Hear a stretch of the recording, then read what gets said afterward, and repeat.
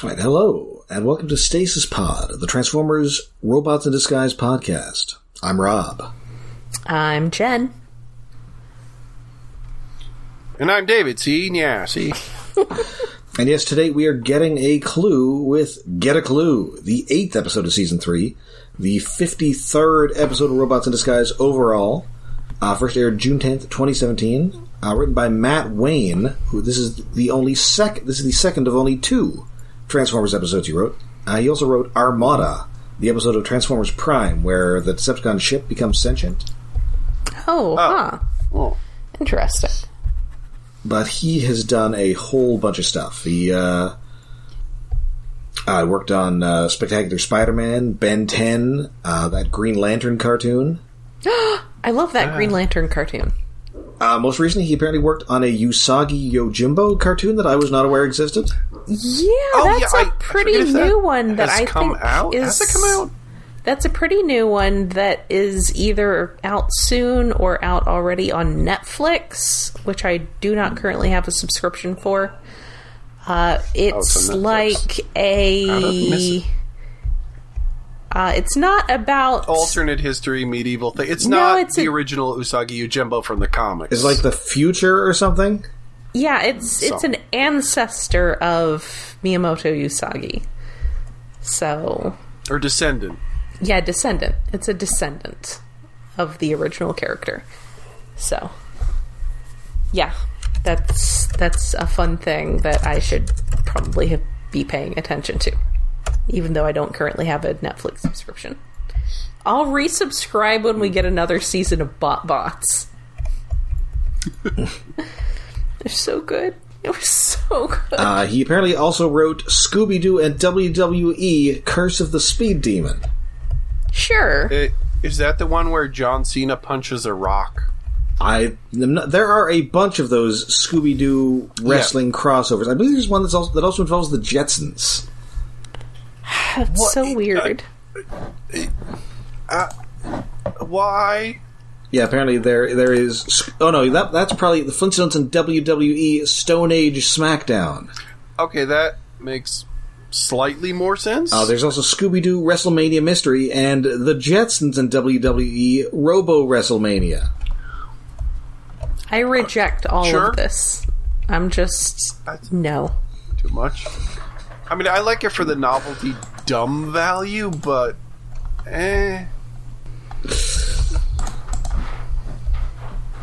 Anyway, this episode... yes, this episode, which does not involve wrestling or Scooby-Doo or the Jetsons. Good. But does involve the darkness in men's hearts. It does involve detective work, which is kind of adjacent to Scooby-Doo. This is true. But first, we start out with Strongarm flexing her abs. Oh my god, her biceps. Yeah. The ever-constant, why does a robot need to exercise anyway, is always a little weird. But the Strongarm in, like, muscle girl pose with like, a giant weight over her head, it's like...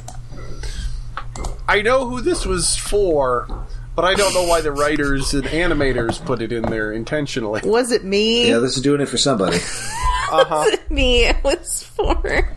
Okay, there's quite a few people. There's... For some reason, I guess it's because of her basic design, a lot of people like to draw a Strongarm with, like, tight abs, muscles. Okay. Yeah, that sounds... Well, because she sort of has an ab design on her belly to begin with. I guess. It's just more accentuated in a lot of fan art. And she's all, like, law enforcement-y, and that tends to be adjacent to fitness culture sometimes. Whew. Yeah, it's, that was a heck of a start. God, Strongarm's so gay. And, you know, she's anytime Windblade is around. So, yeah, you know, she's reminiscent about her time in the police academy. You know, there was that guy who did sound effects with his mouth. There was a really tall guy. There was Steve Guttenberg. Yeah. I would have loved if she'd actually done something alluding to that. That would have been She pretty doesn't funny. quite. She talks mostly about, like, some drill instructor or whatever he was. Yeah, her old instructor, Dropforge. And Dropforging is a real thing, and we're going to see that guy later in the season. Okay. Okay, it's It sounds very much like a Transformer-y name, but it also sounds like that can't be a real thing. That's just two words wedged together, but apparently it is. Sure. Yes. Yeah.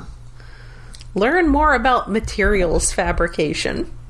And, it's about this time of the year that everybody at the Academy were choosing, their crime their criminology major. She could be on the bomb squad, she could do, crisis negotiation, public relations. But, she decides that, Fix-It is gonna... How can I pick one? Everything looks so good. So, yeah, she's, Fix-It is going to come up with a list of stuff, and she's going to, pick one, and she's going to, do some coursework. Yeah. So, yeah, he's going to pull the list of majors from his records and let her pick one. Yes. But before they can do that, it's Decepticon time. They have to head out to a construction site, and where some sort of mysterious Decepticon is stalking the site. Yeah, the first silhouette we saw threw me off into thinking it was going to be a grasshopper. It does look like a weird bug or something. Yeah.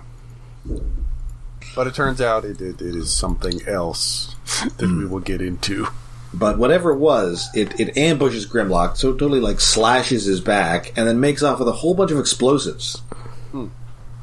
Also, you could tell from the shadows that it is a bird. It's time for bird. Yes. Bird. Yeah, the second shadow we see is very, that thing's got wings on it.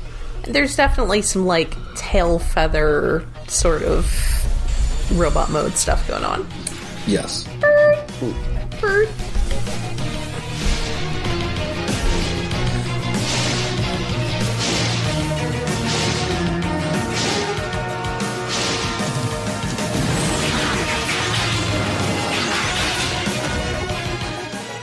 So, of course, by the time they get there, the perpetrator is gone, so are the explosives, and he's no longer showing up on their scans. I will note that there is a security guard on duty, but he is asleep. Yes. So this is not a fully automated weapons depot, but the security guard was asleep, which, as someone who has worked overnight shifts, relatable. Yeah. Relatable. So Strongarm, she's going to have to take after her favorite instructor, Detective Dropforge. And she's going to solve this crime. And that means occasionally shifting the episode to black and white. Yes. And adopting an incredibly thick Chicago accent.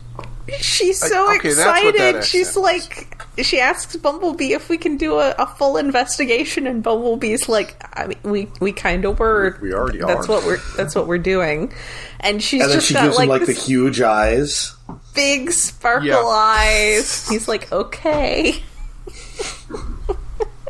And the case of the missing explosives. She just spends this entire episode sounding like Dennis Farina.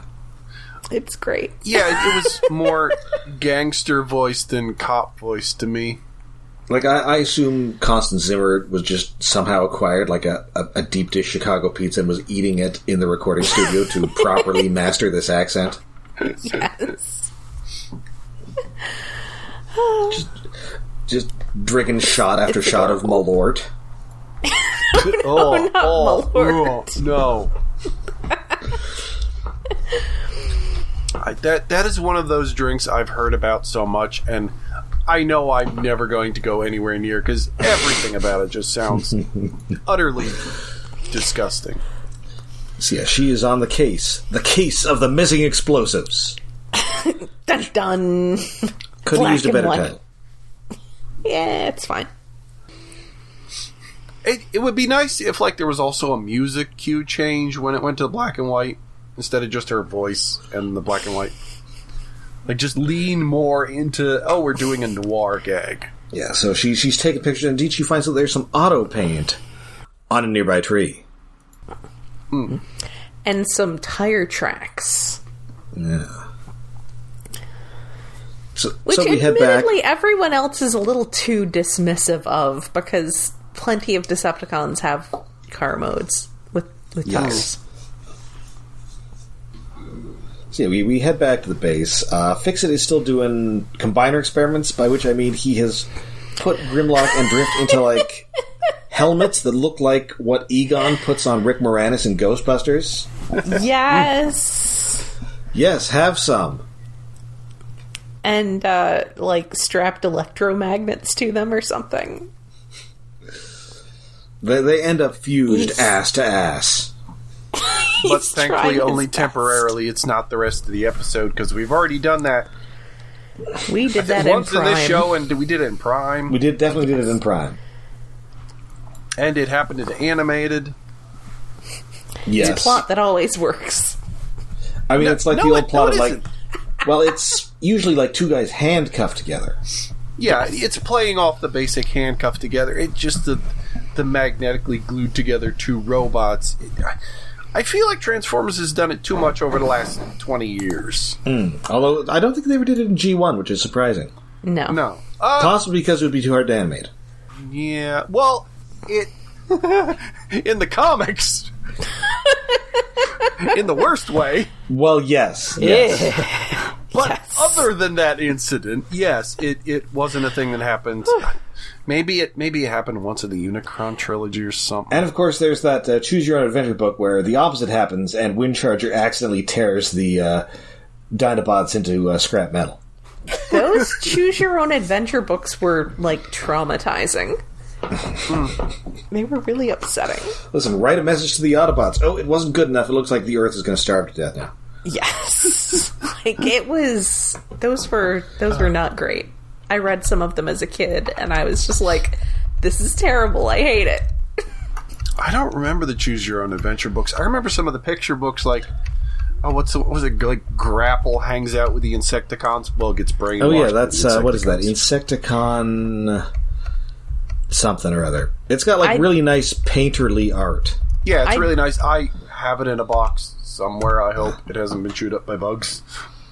I definitely... I mean, I ended up collecting the Find Your Fate books when I was a little older and hanging out in used bookstores and or working in used bookstores a lot. But as a kid, I checked a couple out of the library one time, and I was like, this is depressing.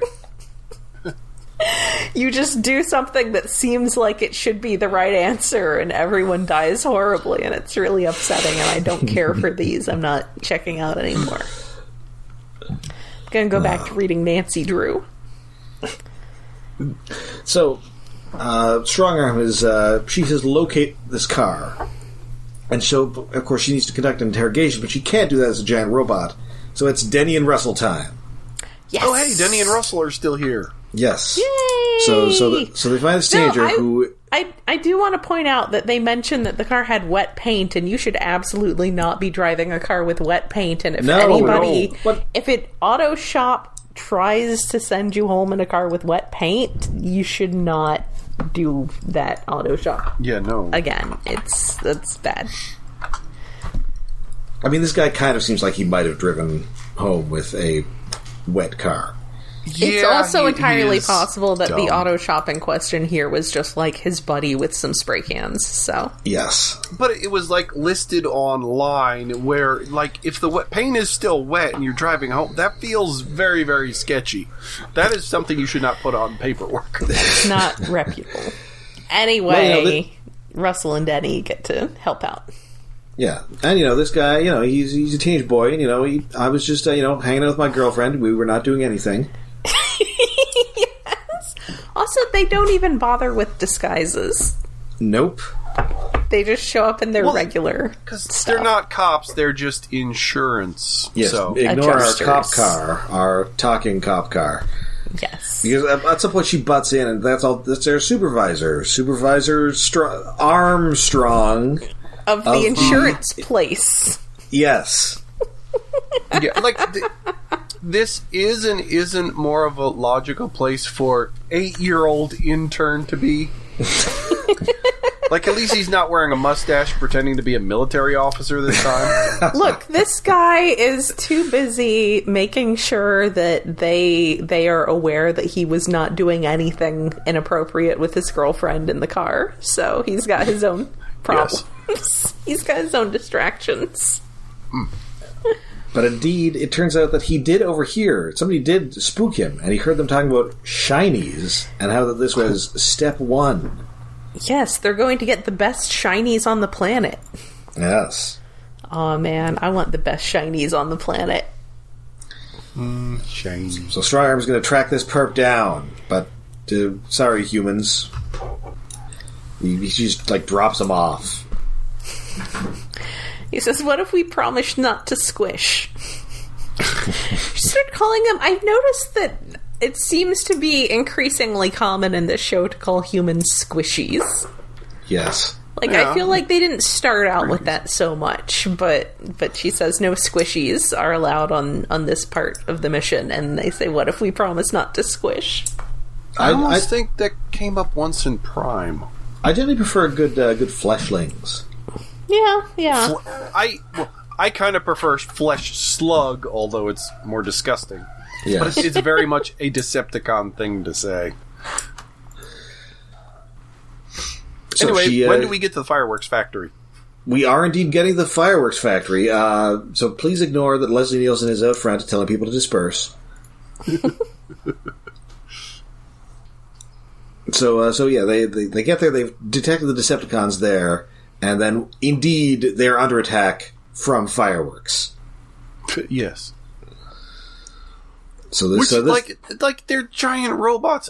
They're surprisingly scared of little fireworks. I mean, okay, it makes sense. Like Grimlock is scared because he's a big scaredy cat, but most fireworks aren't going to do that much damage to a Cybertronian, I would imagine. I assume these are like professional grade fireworks, not like stuff you get from Fingerless Pete's backyard boomatorium.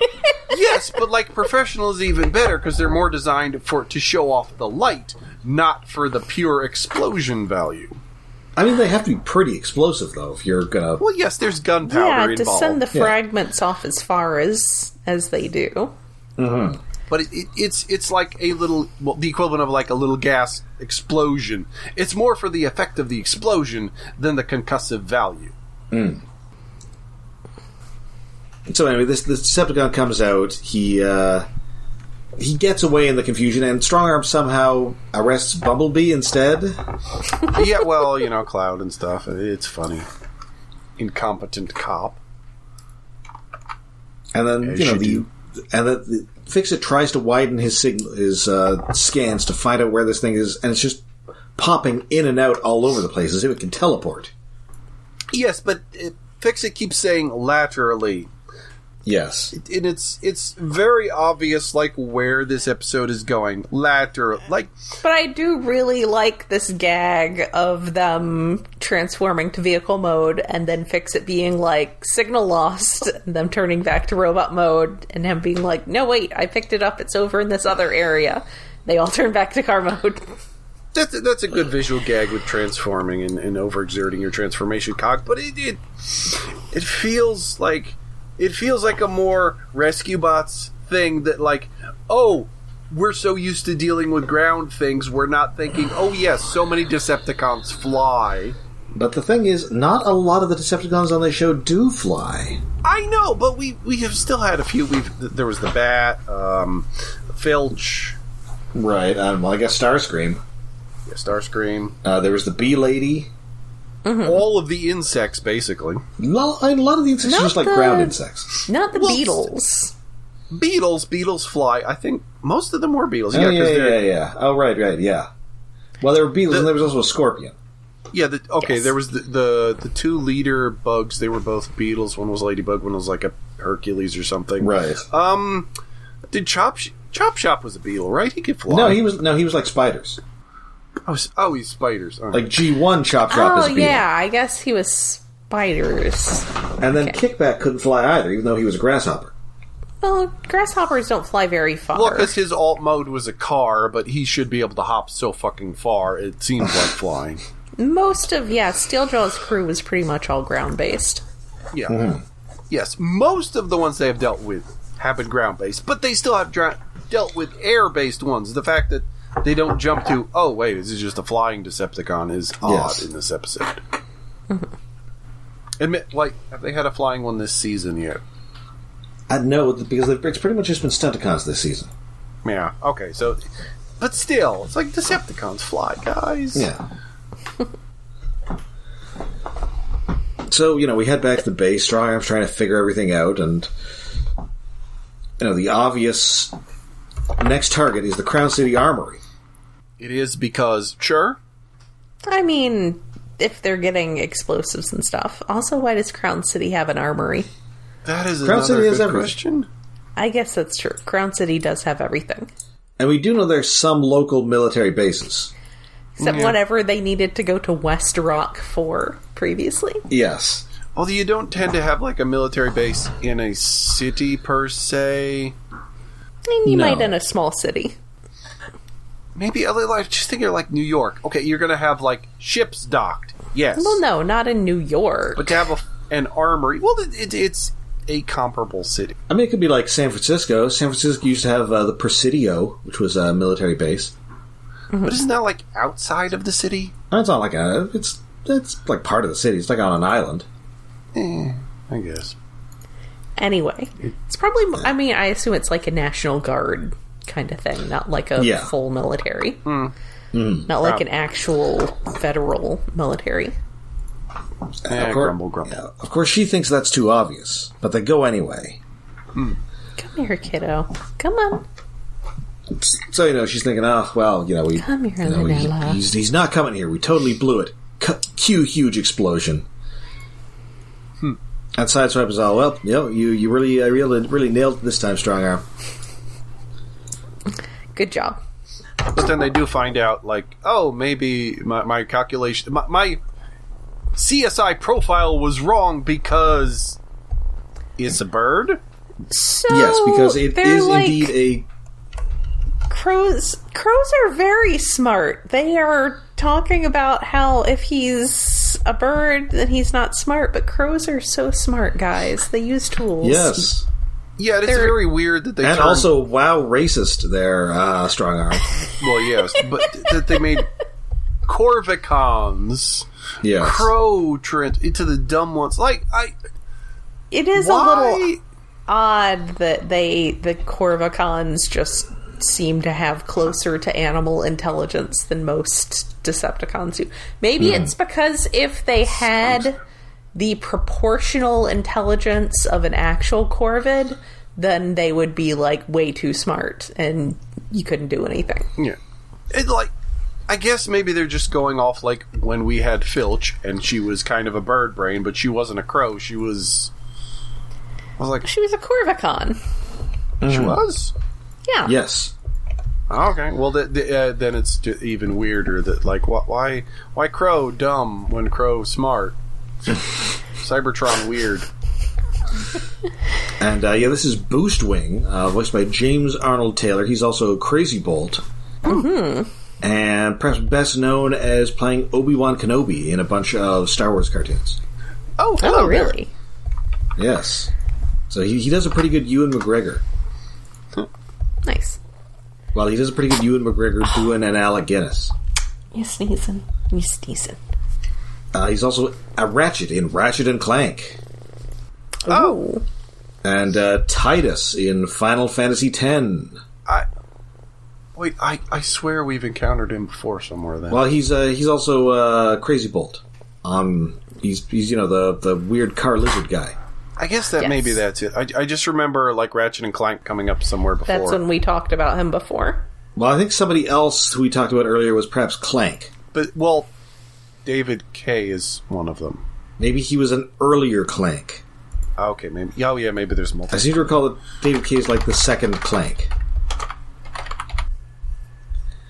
Anyways, yeah, this guy is Boostwing, and unusually amongst Corvicons, he is a mastermind. So they have to catch this guy, and so Strongarm chases him, and she does the old Blues Brothers thing of using a like an unfinished overpass as a ramp. Yes. Just like taking down an Illinois Nazi. Oh, yeah, because she does a complete and total Kamen Rider kick. Yes. Like, it's a really good example. It's straight on. Usually Kamen Rider kicks are slightly to the side, but it's like jump off, flying kick, grind your opponent into the ground. So, even though they haven't realized how he keeps evading their scans, and also they still don't know where all these explosives are, they've decided case closed. Bumblebee is ready to declare the case to be closed, even though That Strongarm says the clues don't add up. If the clues don't add up, the math is wrong. That's the end of that chapter, Strongarm. And then if you wore a scarf, you would, put the scarf over his shoulder. Yes. But, Strongarm's going to, go on patrol, kind of clear her head, and Russell is going to come with her so that she has somebody to talk to. And that she's realized that Boostwing, he must have not been working alone, which is how he's not in so many places at once. When he appears to disappear from the scans, he's actually flying above the scans and then dipping back down or turning up in another place because it's a second guy. Yeah. Done. Because they completely dismiss teleportation because there would be particles or something, so we don't have a sky warp situation. Yes. Yes. Or a sky wasp situation. So they are going to use this these explosives to somehow get the greatest shinies of all. Which means, my God, they're going to the book depository. They're going after President Kennedy. No, I'm sorry. It's the gold depository. Yes. Best shinies on the planet. Yep. Gold and gems. So indeed she gets there, and they are being robbed by a second Corvicon. This is Jack Nab.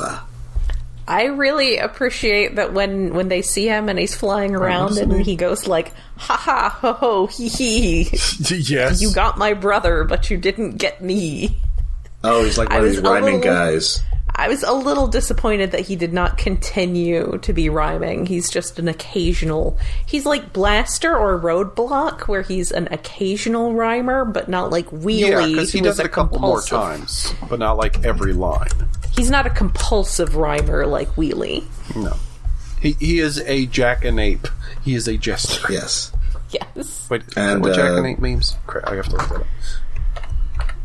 And this is Robin Atkin Downs, who is also like a big, he's American, or he lives in the States, but he's British, so he's always playing various British guys. Nice.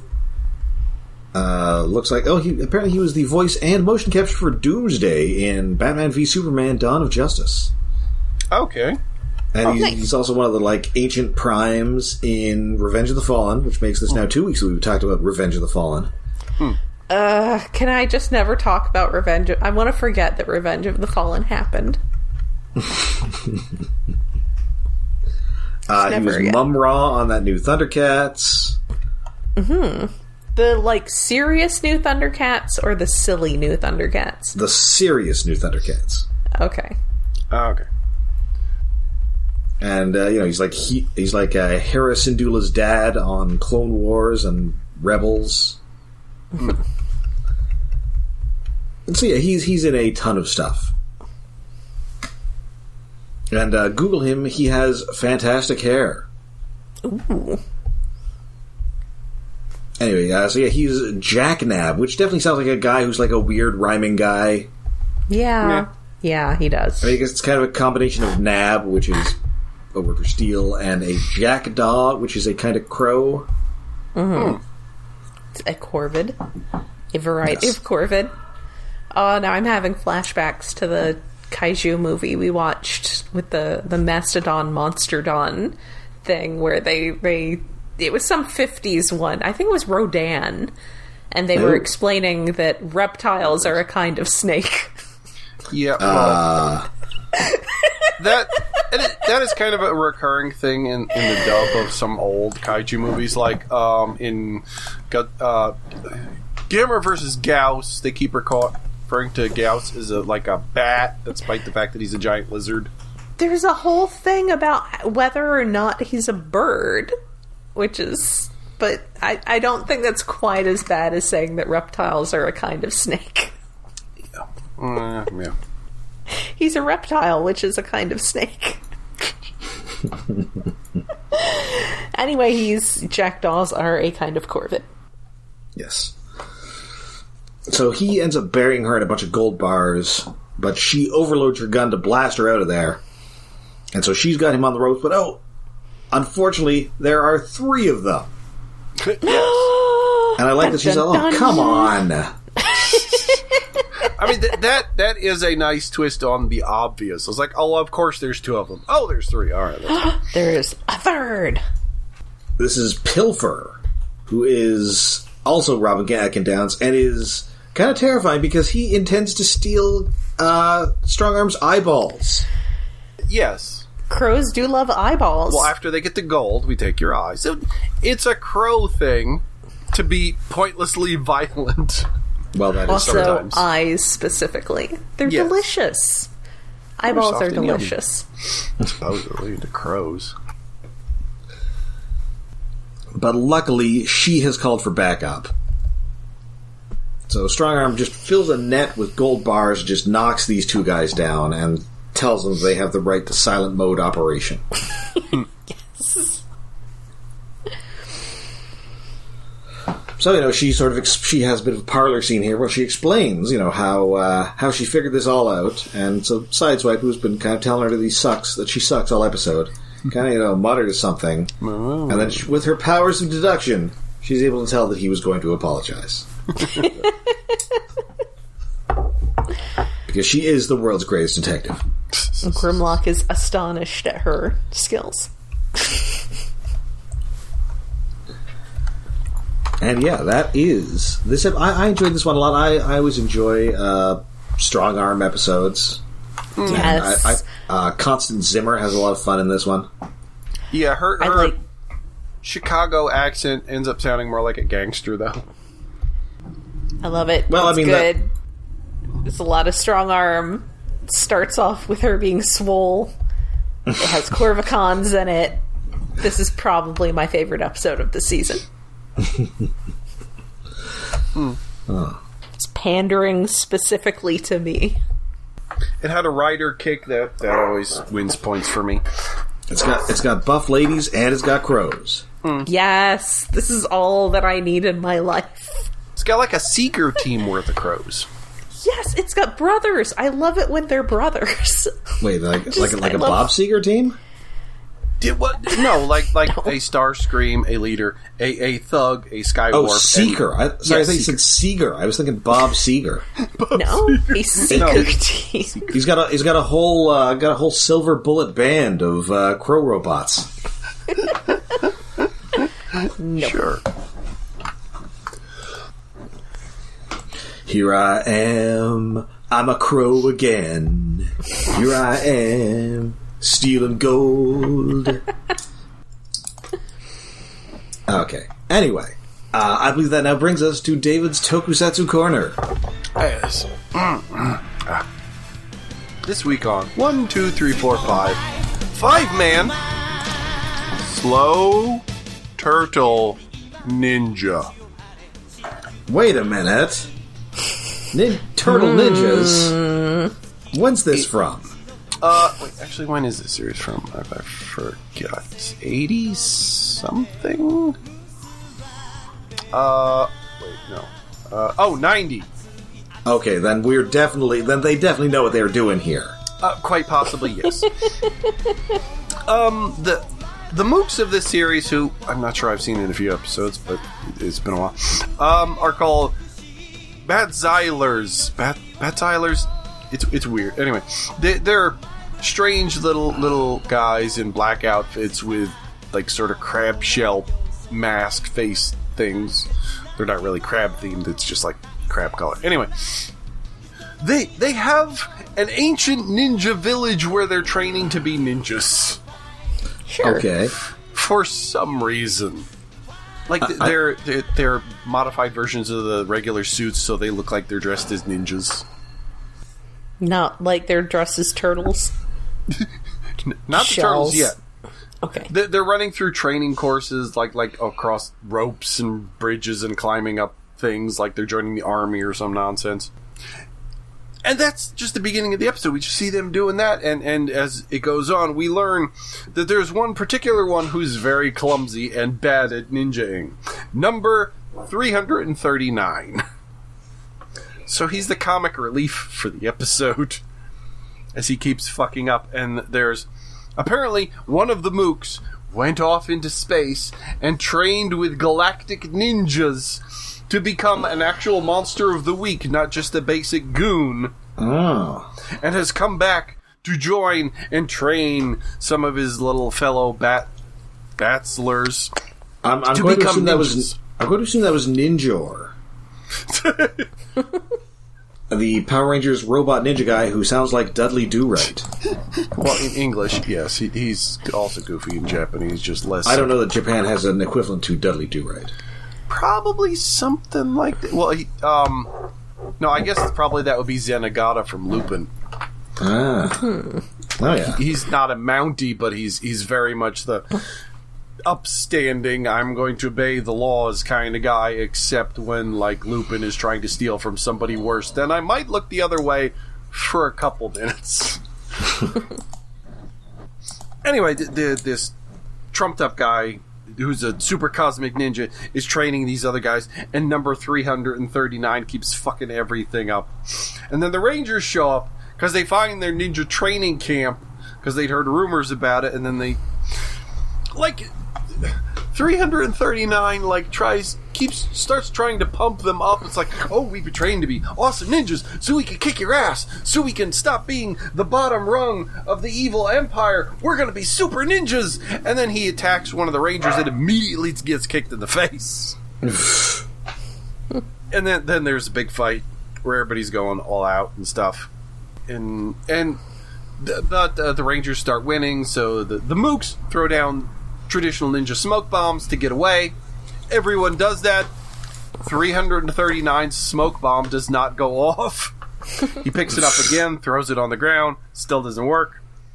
The Yellow Ranger kicks him again. He lands on the smoke bomb and disappears. Oh. Because it explodes and throws him into the sky. Oh. Maybe don't do that. He's massive comic relief. Anyway, he runs away and goes back to the base and figures out, like, what the whole plan is. Like, okay, we're going to teach you galaxy ninja magic to transform into various animals, like a dog, a bunny, a snake, and stuff, and a turtle, so you can sneak around and into military bases and spy and set bombs and all kinds of nonsense. This entire plan is to make the mooks way more effective and wipe out Japan. But 339 tries to do this too, because all the other mooks are learning to be perfect transforming ninjas. But 339 fucks it up in that he just grows a Ninja Turtle shell. Like, his arms and legs are just sticking out of what's basically a Ninja Turtle outfit. Sure. And then he gets chased out because he's completely incompetent, and the other ninjas are chasing him, and then they run into the Rangers, and the Rangers end up saving him from being murdered by his fellow mooks. And then he's like, okay, yeah, maybe I should help you so you don't kill me because everyone else is trying to kill me. I will lead you back to my secret base and show you what's going on there. And then they get trapped in a ninja maze in this village building. Because I meant to look this up and I forgot to. I think there are ninja tourist traps in Japan. Oh. Probably. As you would have an old west town, I think they have a ninja town. Well, I know they have ninja restaurants and things. That seems like it's a lot easier to do when the culture that you're basing them on is not one that you're committed genocide against. Yeah, that does help. Well, they also have cowboy towns in Japan too. Yeah, at least I've seen them used a few times in various tokusatsu shows. It's oh, now we're in an old west town for no reason, and everybody has a cowboy hat on. Aesthetic. Anyway, they're in this little ninja town, and they eventually do work their way around, and 339 saves the Yellow Ranger from being stabbed by a dagger trap that's in the ninja maze. and then in the process, like, he's not dead, but it sort of looks like maybe he's dead for a bit. But anyway, he gets closer to Yellow, and it's like, oh, I just want to see your beautiful face before I die, although he's not actually dying right now. And somehow, this allows him to transform into an exact copy of her. Sure? Like, you can't transform into a turtle, but you can transform into a person. Fine. Anyway, so that helps those two sneak into the basement and get to the magic crystal that was helping them learn how to transform into bunnies and turtles and shit. And they destroy it, but in the process, the second Yellow Ranger, who is just 339, gets killed and is in pain and says, thank you for allowing me to learn love, because that is how I transformed into you, because I loved you. That's a little creepy, dude, but whatever. He's dying. And he just fades away, and Yellow is sad, and then swears revenge on kicking the rest of the ninja asses, which they do. So it's Rangers versus ninjas. The whole village tourist trap is ruined. And in the middle of... I think it's in the middle of the battle, but it's also at the very end of the episode. Remember last episode when I mentioned the 5 dolls of the 5 men? Mm-hmm. They are apparently a recurring Greek chorus. Okay. Because there was a cutaway to them cheering the Rangers on, and then at the end of the episode, it's like, yay, it worked! And they survived. And it's like, how many episodes are these little puppets going to be in? Filling up time. I mean, they're very cute. I am guessing they had to have been selling these plushes, because if they weren't selling them after 2 episodes of focusing on them, and apparently more, that's madness. Like, this is very much to sell toys, to sell plushes. Sell toys, sell the plushes. See if they're on, I was going to say eBay, but I guess you'd probably want to look at, like, Mandarake. Yeah, Mandarake, or, what's the other one? Yes, Asia? No, that's not it. The various sites that occasionally sell used stuff in Japan. Yeah, I think they had to have made. I know they make plushes now of Rangers. I know, but this was 1990, so maybe they weren't doing that yet, or maybe they just started. I don't know. They're very cute. They're just a little big for normal plush size. Now plushes are tend to be small. Anyway, and during the giant robot fight, the Rangers used nunchucks to fight the ninja monster of the week. Sure. Which is kind of fun. Like ninjas. But yet, this episode was about the comic relief sad tale of a failed Ninja Turtle. Aww. Alright, well that does it for us for this week. We'll be back next week with more Robots in Disguise. Until then, you can find us all over the internet. We're on Twitter, we're on Facebook, and we have a Patreon.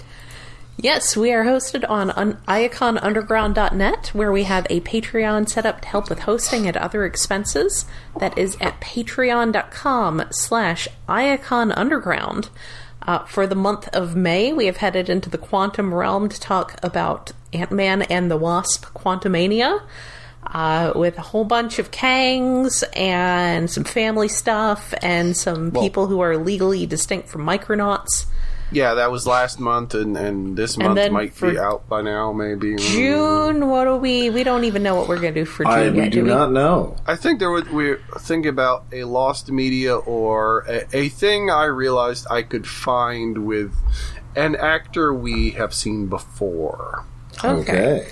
I mean, I don't know if we'd want to go back on our nothing currently in theaters thing and just do Rise of the Beasts, but that is a thing that's going to be out, and I kind of have to, I don't know. I was going to say, I kind of have to assume that everybody's just going to see that in the theater if they even care, but yeah, when does that come out in the month? Is it the beginning or the end? I think it's the beginning of the month. It's the first week, and then the second week is Spider-Verse. Right. Geez, that's going to be a busy month. Yeah, it's especially for me, since I've decided that my local theater is dead to me. Also, we're moving to Mastodon more than Twitter these days. Yes. We should put links to that on the website. Yes, I am running a server at retro.pizza. We've got a lot of fun people there, and it is definitely open to more growing. We got room for more. That is retro.pizza, which is actually a valid URL that you can actually have now. Yes. Because everything is crazy and wild on the internet now. So yes, we have at Iacon Underground there. I am also there at Trickster, Trixter. I'm at Strange4 on Retro Pizza. I post there a lot. Also, I post there on weekends. Also, make sure the hosting bill gets paid. So Yeah. We also have a Discord, and yes. we have recently started. Well, I watch Tokusatsu, and it's an excuse to share it with other people. And we're really early in Kamen Rider V3 right now, along with other stuff we watch on weekends. Yay, Kamen Rider! All right, so I feel like I'm forgetting something that I meant to mention last episode too. I don't know. Yeah, so we'll be back next. We'll be back next week with more Robots in Disguise. And in fact, things are going to be. I'm going to say it. Ultra Gear. Teen Gear? Is it going to be thematically appropriate for other things occurring in the franchise? I don't know about thematically appropriate, but Okay. let's just say we'll be hearing from an old friend. Nice. Always good to have some of that. Oh, what was the old guy? King Kong Monkey Fuck? Oh, the King Kong Adventure Fuck. Oh, that was it. Yeah. That's great, because my sister was just saying that my nephews want to know what kind of podcast I do, so I need to drop some more explicit language for her to have to deal with. Sorry. That's fine. They don't need to listen to us. We're filthy. They're like 10. They're like 11 and 7. They don't need to listen to us. We're filthy. Maybe our Rescue Bots episodes. Oh yeah, we tend to be better on Rescue Bots usually. We're not that bad. I'm from Jersey, so the F word slips out way too easy. I've gotten a lot better now that I'm working a normal job and not just left to my own devices all day, every day to just talk like a sailor. I try, but it just happens. All right, so until next time, I'm Rob. I'm Jen. And I'm David. I'm covered in kittens. Oh my goodness, little bat.